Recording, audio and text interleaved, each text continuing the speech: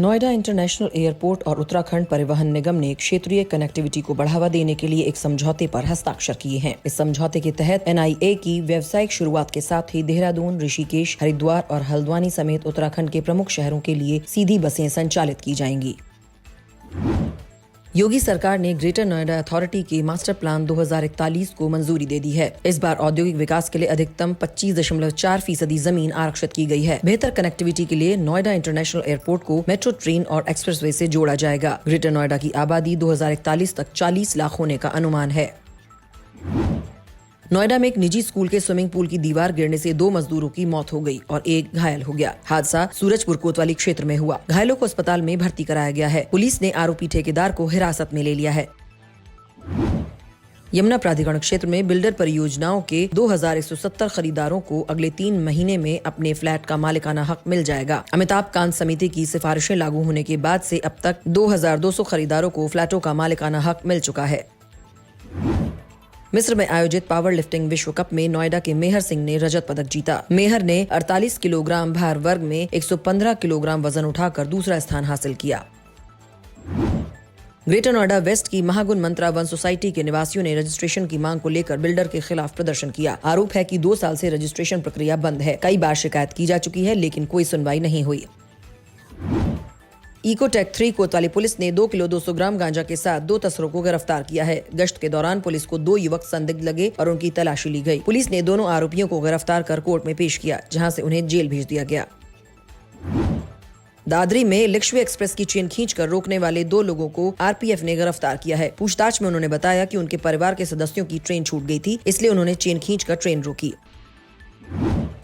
Noida police ने एक युवक को अगवा कर गोली मारने के मामले में एक राष्ट्रीय स्तर के क्रिकेटर समेत 3 आरोपियों को मुठभेड़ में गिरफ्तार किया है। पुलिस का कहना है कि आरोपियों ने क्रिकेट खेलते समय हुए झगड़े का बदला लेने के लिए यह वारदात की थी। नोएडा परिवहन विभाग प्राइवेट वैन संचालकों के साथ किसी भी तरह की नरमी बरतने के मूड में नहीं है। अगर कोई प्राइवेट वैन स्कूली बच्चों को ले जाती हुई पाई गई तो चालान के साथ साथ उसे भी जब्त किया जाएगा। हालांकि वैन जब्त होने से पहले बच्चों को उनके गंतव्य तक पहुंचाया जाएगा।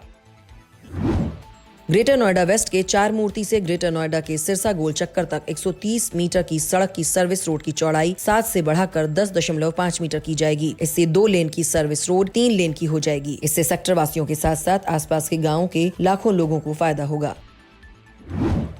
ग्रेटर नोएडा के जलालपुर गांव में प्राधिकरण की जमीन पर अवैध निर्माण कर रहे 8 लोगों के खिलाफ पुलिस ने मामला दर्ज किया है। आरोप है कि प्राधिकरण के मना करने के बावजूद आरोपी जबरन जमीन पर अवैध निर्माण कर रहे हैं। प्राधिकरण के सहायक प्रबंधक की शिकायत पर कार्रवाई की गई है। यमुना एक्सप्रेसवे औद्योगिक विकास प्राधिकरण क्षेत्र में इस साल 200 औद्योगिक इकाइयां शुरू करने की योजना है। ये इकाइयां दिसंबर 2025 तक 4.47 लाख से अधिक लोगों को रोजगार के अवसर प्रदान करेंगी। यूनिटेक होराइजन सोसाइटी के निवासी 15 सालों से मूलभूत सुविधाओं के लिए संघर्ष कर रहे हैं। यह सोसाइटी ग्रेटर नोएडा के सेक्टर पाई 2 में स्थित है। यह सोसाइटी 130 मीटर एक्सप्रेसवे के पास बेहतरीन लोकेशन पर स्थित है। इसके बावजूद यहाँ के निवासियों को हर दिन समस्याओं का सामना करना पड़ रहा है। आम्रपाली के 6 प्रोजेक्ट्स में 8000 अतिरिक्त फ्लैट बनाए जाएंगे। इसके लिए टेंडर फाइनल हो चुका है। इन प्रोजेक्ट्स में अतिरिक्त फ्लोर एरिया रेशियो के तहत ये फ्लैट बनाए जा रहे हैं। बताया जा रहा है कि इन फ्लैटों का निर्माण मार्च से शुरू हो जाएगा। नोएडा के सेक्टर 94 में यमुना से दिल्ली के कालिंदी कुंज जाने वाली सड़क पर लंबा जाम लगा हुआ है। बॉर्डर पर रेड लाइट और टोल टैक्स की वजह से लंबा जाम लगा हुआ है। बिसरक पुलिस ने 16 साल से अवैध रूप से भारत में रह रहे एक बांग्लादेशी को गिरफ्तार किया है। पुलिस ने आरोपी के पास से कुछ दस्तावेज बरामद किए हैं जो उसने फर्जी तरीके से तैयार किए थे। अब पुलिस डिटेल की जाँच कर रही है। डिटेल उस जगह भी भेजी जा रही है जहाँ आधार कार्ड बनवाया गया था। राज्य वस्तु एवं सेवा कर विभाग को MNST योजना के तहत करीब 118 करोड़ रुपए का बकाया मिलने की उम्मीद है। अब तक 718 व्यापारियों और उद्यमियों ने पोर्टल पर पंजीकरण कराकर इस योजना के तहत ब्याज और जुर्माने की माफी के लिए आवेदन किया है। गौतम बुद्ध नगर जोनल एडिशनल कमिश्नर ने इसकी पुष्टि की है।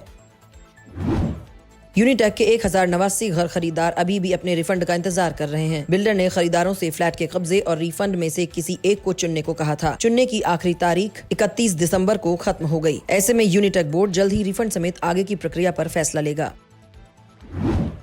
नोएडा मेट्रो रेल कॉर्पोरेशन जल्द ही नोएडा लिंक लाइन परियोजना शुरू कर रहा है। इस मेट्रो कॉरिडोर योजना के तहत बॉटनिकल गार्डन से सेक्टर 142 तक 11.56 किलोमीटर लंबी मेट्रो लाइन बनेगी और इसमें कुल 11 नए स्टेशन होंगे।